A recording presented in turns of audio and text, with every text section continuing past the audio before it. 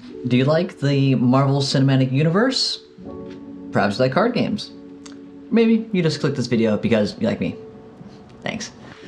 But this right here is probably the next game to take over Clash of Clans. Maybe not, but we'll see. This is Marvel Snap. If you're a nerd like me, you probably clicked this video because you kind of want to know how to play it beforehand.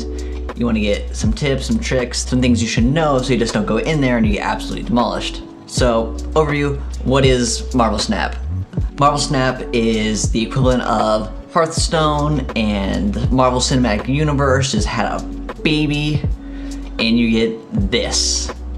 And I can confidently say that because the lead designer, this guy, Ben Brody, hope I'm not butchering that, is the lead designer for Hearthstone, and he is now the head creator for Marvel Snap. Marvel Snap takes all the characters from like the whole Marvel Cinematic Universe, and it gives them abilities and powers. It could be anything such as give this unit +1 damage for all the cards you have there, or you could literally become Thanos and collect all the Infinity Stones.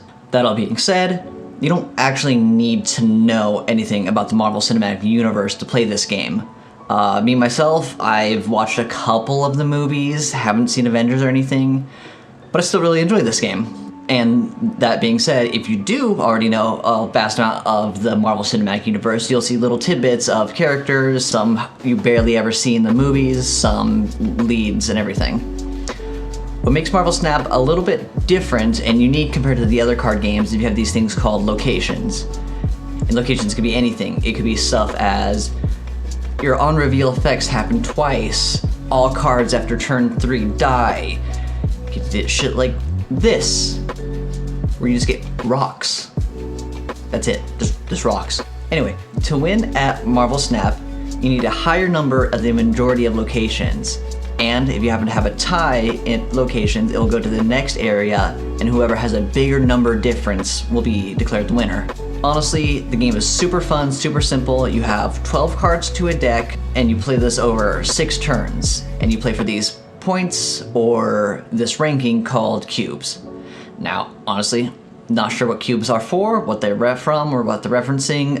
Somebody let me know. What adds some risk to this game, which most games don't have, is they have a betting system called snapping. What that basically means is, say you're on turn 4, you choose to snap, which is basically the equivalent of doubling down the amount of points or cubes that you're betting.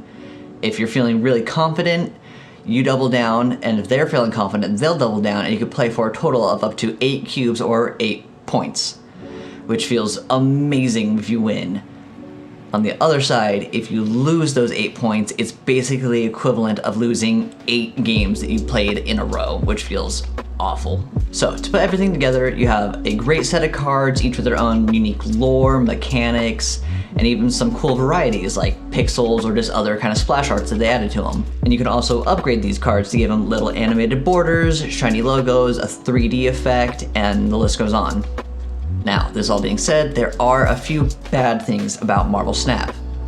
Speaking of upgrading cards, one of the things you have to do to upgrade those cards is you have to either grind a whole lot of games, or they do have a battle pass, which kind of puts it into a free-to-play perspective.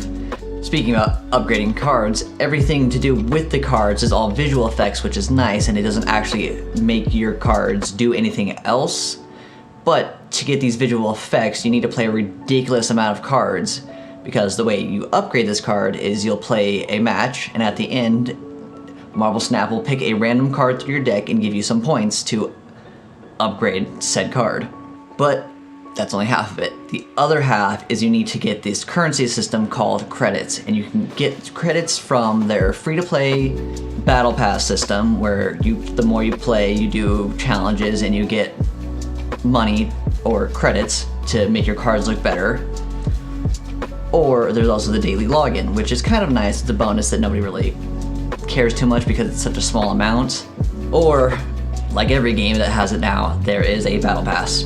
Now, the battle pass is only $10, which isn't too bad for a battle pass, but you only get a month's worth of battle pass before you pay again. So you're kind of paying $120 a year, which seems a bit steep for a free-to-play type game. Okay, but why are the credits important, you might ask, if it's not that big of a deal to make your card just have a new shiny logo, a 3D animated effect? Why are they important? Because the more you upgrade your cards, you have this tree that you'll make your way up, and that's when you start unlocking new cards. And not only do you have to unlock new cards by upgrading old cards, you can also get a few cards through the battle pass once you grind out a couple hundred matches. But that's also the bad part, because you don't get to choose what cards you choose to be unlocking. It's all random, and there's these things called pools. You have pool 1, 2, and 3, and random cards happen. It's a very convoluted system that somebody else somewhere else is probably explaining to, and we'll have a much more in-depth guide video about that. I think a good fix to this convoluted system would just be selecting card packs, you know, like Hearthstone, Yu-Gi-Oh, Pokemon, where you know what cards are gonna be in there and you spend whatever upgrade tokens to buy a select card pack and get the cards you actually want. But honestly, that's probably all the negatives there is to Marvel Snap. And we're gonna go ahead and just make this a good old compliment sandwich, which is, I know I've been going on a lot about the negatives, but again, this game is actually incredible to play. A typical match will last maybe 3, at most 5 minutes, so you can blow through a whole lot of matches and get a lot of points very easily. And the great thing about this game is the locations. There's enough locations that this game has that makes everything feel very good, so every match you'll never feel like you're doing the same thing every time, all the time. There are these things called hot locations, which increases one of the 3 locations up to like a 70% chance, so you're almost always gonna see it, but I believe that only lasts for a day, maybe 2 at most. But that being said, there's enough RNG throughout the game to make it always very fresh, and it feels like you're always doing something new combos, new plays. And it has an actual really good ranking system.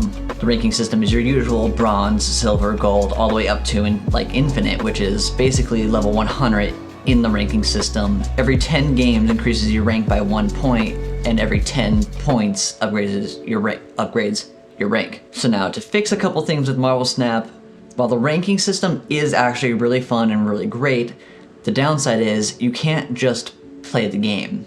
Every game you play is essentially a ranked game, which kind of defeats the purpose of having daily quests and a battle pass, because some quests might be, oh, run this card in your deck and play for 5 matches, but then that card doesn't fit into your deck, so then you have to maybe throw a few games to get your daily pass done, which doesn't feel very nice. But that all being said, they already released a roadmap featuring these things, and this addresses all the issues that I have with Marvel Snap, such as not being able to play with friends, having a free mode where not everything relies on your rank, and a load of other things. And it does seem like they have a very good process that they're working through to get everything up to standards for a true free-to-play game that they want people to spend the money on. Honestly, the game is very addictive. I play the game probably, I'll say 2 to 3 hours a day